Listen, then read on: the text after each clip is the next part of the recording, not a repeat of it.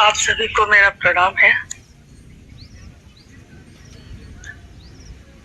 मेरे गुरु शिव और मेरे साहब दीदी को मेरा प्रणाम है।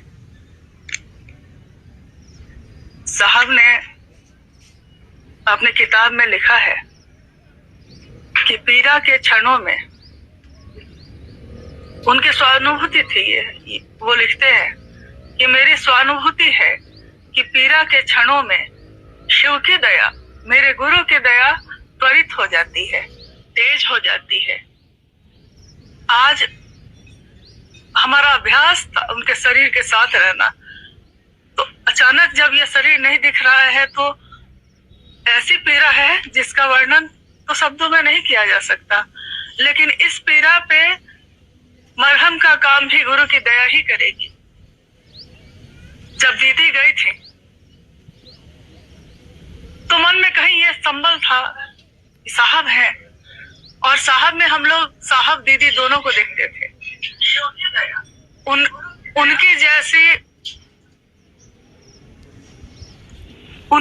उनके जैसा साथी, उनके जैसा भाई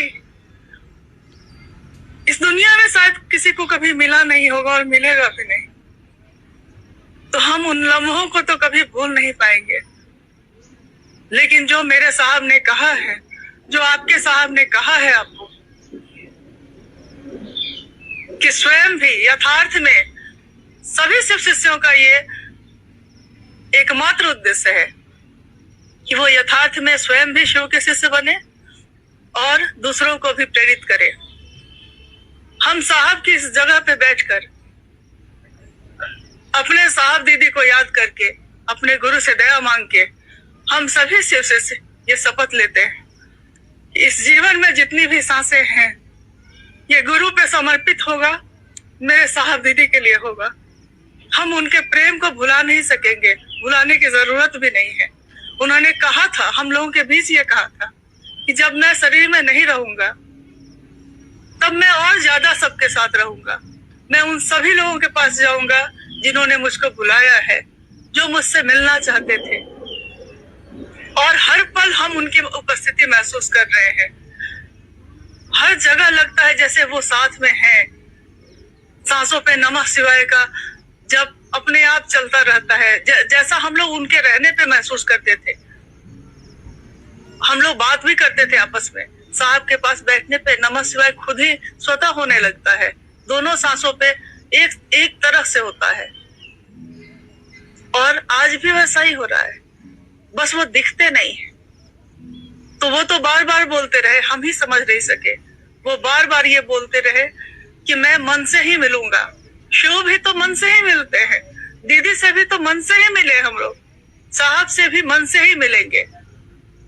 और हम सभी शिव शिष्यों को हमेशा ये याद रखना होगा, कभी नहीं भूलना होगा कि साहब ही हमारे मुख्यालय हैं और साहब का ही दिशा निर्देश हमारे लिए आदेश है। साहब ने जो कहा है, साहब ने जो लिखा है, वही हमारे लिए कानून है, वही हमारे लिए सर्वोपरि आदेश है। हम उसी पे अक्षरशः चलेंगे। हो सकता है कुछ लोग ऐसे होंगे, और वो कहा भी करते थे, ये कभी कभी कहते थे वो ये बात कि अभी आप लोग क्या देखते हैं, जिस दिन मैं शरीर छोड़ूंगा तब आप देखिएगा कैसे कैसे लोगों के चेहरे से नकाब उतरेगा, और तब भी मैं ही रहूंगा। आज मैं वैसे लोगों को छोड़ देता हूँ, लेकिन जब मैं शरीर में नहीं रहूंगा तो मैं वैसे किसी लोगों को बख्शूंगा नहीं। मेरा बस इतना ही कहना है। मेरी एक ही प्रार्थना है कि आपके पीड़ा को कोई और कम नहीं कर सकता। उसको कम करने का प्रयास भी करने की जरूरत नहीं है। हमारे गुरु शिव हमारे साथ है, और शिव के शिष्य साहब हरिंद्रानंद जी और दीदी नीलमानंद जी शक्ति स्वरूप में हम लोगों के साथ है। वही हमको ताकत देंगी। हम सभी भाई बहन मिलके साहब के इस संकल्प को पूरा करने में जितना भी सामर्थ्य है, जितनी भी शक्ति है, वो लगाएंगे। और साहब का ये विश्वास था, वो कहते थे कि मेरा अटल विश्वास है कि वैसे शिव शिष्य होंगे जो मेरे इस संकल्प को ईमानदारी पूर्वक पूर्ण करेंगे। चाहे लाख लोग आएंगे, लाख उनको भ्रमित करेंगे, लेकिन वो रास्ता मैंने उनको दिखा दिया है, वो डगमगाएंगे नहीं, वो भ्रमित नहीं होंगे। उन्होंने एक राजमार्ग बना दिया। उन्होंने कहा कि शिव की शिष्यता के राजमार्ग पे चलो, तुम्हारी मंजिल तुम्हारे गुरु शिव हैं, तुम्हारी गति तुम्हारे गुरु शिव हैं, तुम्हारे गंतव्य तुम्हारे गुरु, तुम्हारा सब कुछ तुम्हारे गुरु शिव हैं। इसके बाद भी अगर हम डगमगाते हैं तो ये बहुत शर्मिंदगी की बात होगी। और मेरा पूरा विश्वास है कि कोई भी शिव शिष्य जिसने एक क्षण के लिए भी शिव को अपना माना होगा वो कभी नहीं डगमगाएगा। दुनिया की कोई ताकत उसको उसके रास्ते से हटा नहीं सकेगी। कहते हैं ना कि भाव टूटते हैं, विचार टूटते हैं, लेकिन प्रेम नहीं टूटता। प्रेम अटल है, वो दो सत्ताओं में होता है और दो सत्ताओं में रहता नहीं है, वो एक हो जाता है। और जब एक हो जाता है तो वो कभी नहीं टूटता है। हम लोग के साहब हम लोग के साथ हैं, साहब हम लोग एक है, एक ही रहेंगे। वही साहब थे, वही साहब है, वही साहब रहेंगे। वही दीदी थी, वही दीदी है, वही दीदी रहेंगी। और मेरे गुरु शिव रहेंगे जो सब में व्याप्त होंगे। एक दिल से दूसरे दिल में स्थापना होगी और हम सब इसमें सहयोगी बनेंगे। हम एक दूसरे के सहयोगी बने, यही साहब की चाहत थी।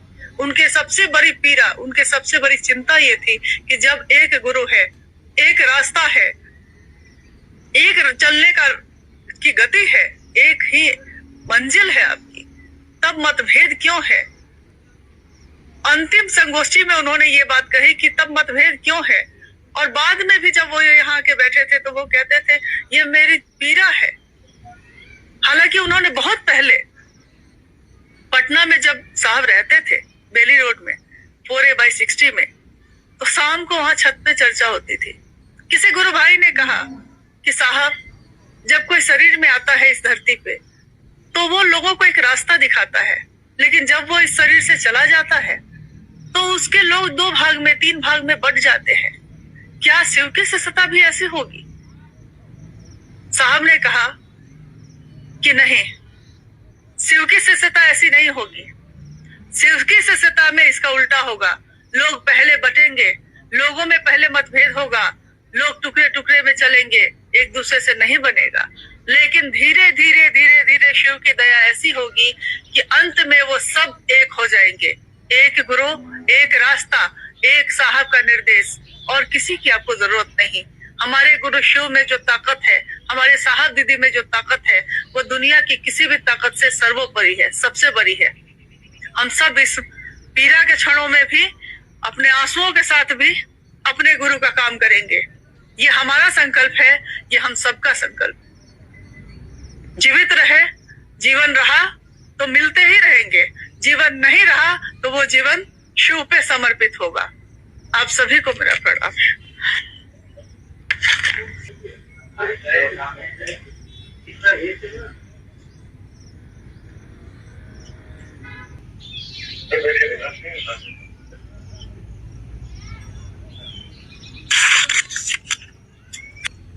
कि लवली दीदी नहीं आ पाई हैं, जुड़ नहीं पाई हैं, तो उन्होंने एक वीडियो संदेश भेजा है हम लोगों के लिए, आप लोगों के लिए। हम चाहते हैं कि आप लोग भी उसको देखें। अनेकों में जाना है ये